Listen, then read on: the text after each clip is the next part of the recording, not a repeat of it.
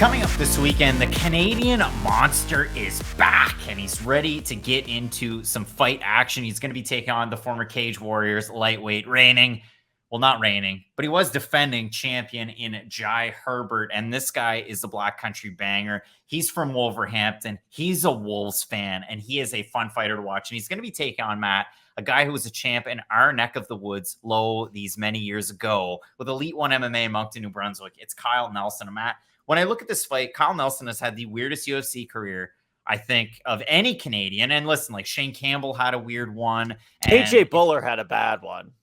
KB Buller had a bad one. Sorry. Apologies. Kyle Prepelic, it was short. It was sweet. Like, see these Canadians that we're mentioning that you never knew or you knew for such a short period of time. But when I do look at it, like ever since he was on the roster to now, I almost forgot he was on the roster. I have to be completely honest with you. We don't have a lot of big-time Canadian prospects. TJ Laramie fizzled it out like that. Like, you have Charles Jourdain that arguably could have beaten Shane Burgos. You have Gavin Tucker, but the list of big-time Canadians in the UFC is very short. So when we do look at Kyle Nelson, makes a short notice UFC debut, replacing either John McDessie or Jesse Ronson and taking on Carlos Diego Ferreira at UFC 231. He loses that fight.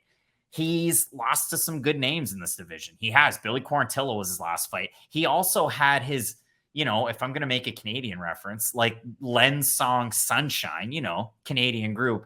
He stole that sunshine against Marco Polo Reyes, and he went absolutely wild. He gets a big win there, but by and large, 1-3 for Kyle Nelson in the UFC. Again, I was halfway surprised that he was still with the promotion. Again, respectfully, he just hasn't fought in a very long time, and you look at him, I mean, decent defensive wrestling, but not the greatest. Decent striker when it comes to it, but he has a negative 3.19 strike differential in 4 UFC fights. So I hate that. It hasn't been the very best. Now, he's training for this camp. He's been a long-time House of Champions guy. He's also been cross-training at Niagara Top Team. Obviously, you know them. Aaron Jeffrey trains there. We've seen Jazz Davicius that's in the UFC. She's trained there a little bit. And a lot of people out of Quebec have even spent some time at Niagara Top Team. But when I do look at this one, I mean, for Jai Herbert, is this just a back on the horse fight? In his last fight, when he dropped Ilya Topuria and beat the brakes off him in the first round, only to drink from a fire hose in the second round, like, is this the one that gets Jai back over the hump? Because if you do look at this fight, it is at 155, and Kyle Nelson's guy, it's kind of floated between divisions at times, but he's more a featherweight to me, isn't he? I was telling you this before we started filming. Like, I truly believe the head kick Jai Herbert landed on Ilya Topuria is the cleanest non-knockout shot we've ever seen in the UFC. I thought he was, like, completely unconscious. He just sat down, got up, and then he started brawling again.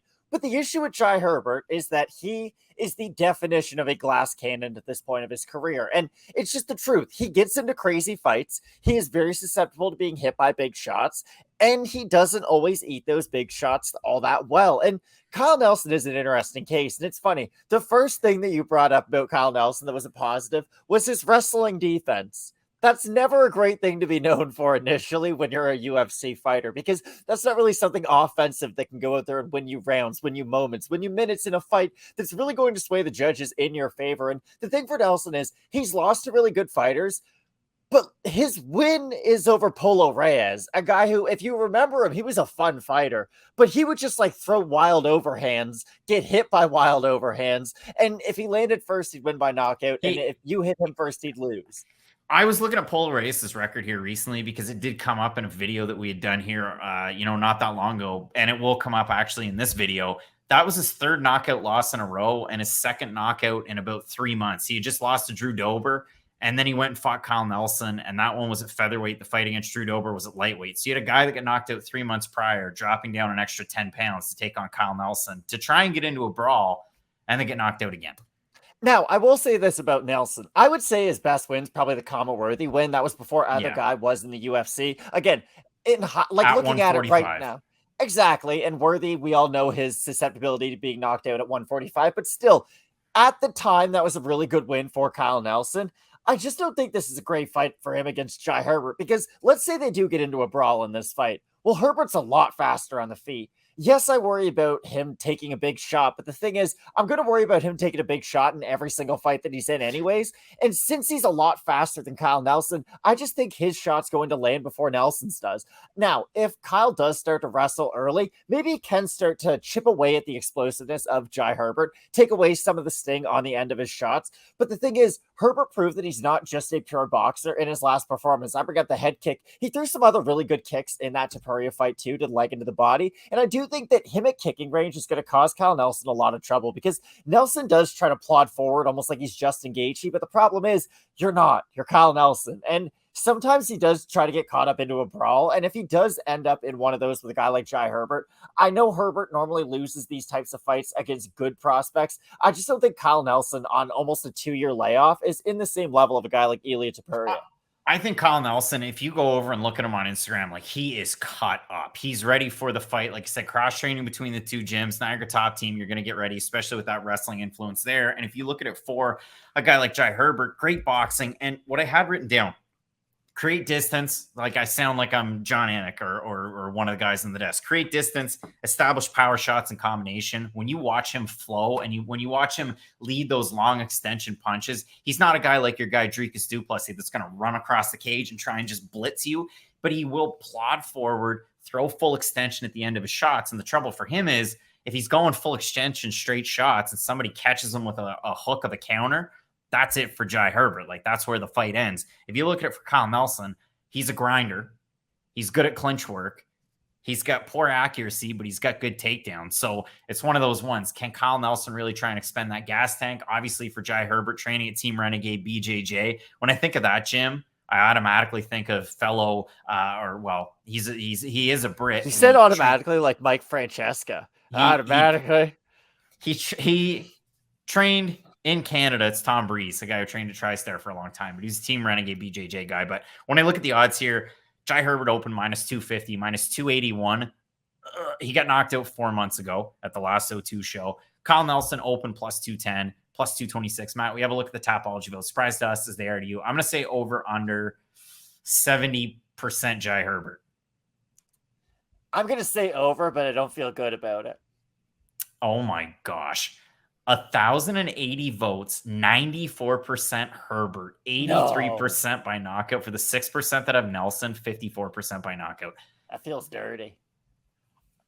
I don't like Jai Herbert as a near 3-1 favorite in any UFC fight, and I certainly don't like over 90. Again, we sound like two guys that know nothing about the sport being surprised by these odds and also the fan votes. Again, I like Jai Herbert for what it's worth with his striking. I'm not the biggest Kyle Nelson guy, just based on the fact that, yeah, he hasn't had a ton of success in the UFC. And if you look at it, the Polo Reyes win is fun. It's a good fight to go back and watch. Matt Sales was able to get him down and submit him. Matt Sales, when he was on weight and in shape, was a fun fighter, but when he fought Jordan Leavitt, he wasn't. So I look at this fight as, yeah, Jai Herbert, it's one of those ones you'd think he's going to win, but boys, again, like almost 3-1 favorite, I stay away, just like that old Alice in Chains song.